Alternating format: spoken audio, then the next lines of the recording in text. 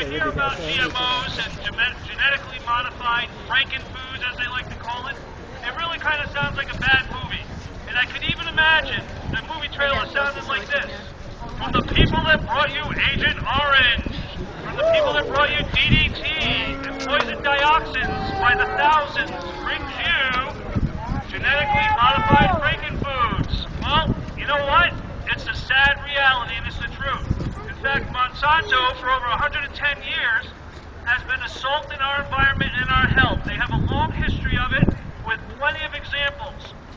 Now, you would think that a company that has killed, directly responsible for killing millions of people, and that's not exaggeration, and we'll get into that in a minute, and birth defects and disabilities, you name it, it goes on and on. You would think a company like that eventually would say, you know what, we have to be a responsible company and conduct our business in an ethical way. Have they done that? No!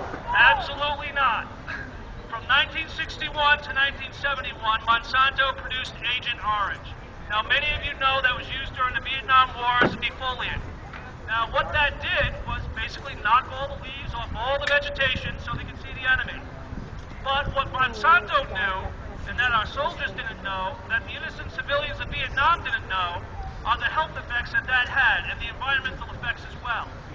Now, the Vietnam Ministries of Foreign Affairs has stated that over 400,000 deaths and disabilities came out of Agent Orange. And additionally, over 500,000 birth defects. Now, second and third generations later, this is still happening in Vietnam.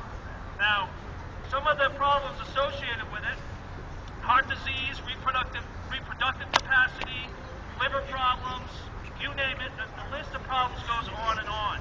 Now, generations born now, it's common to have mental and physical disabilities, and there really isn't a whole lot that can be done about it. Once it's in the system, it's there for a very long time.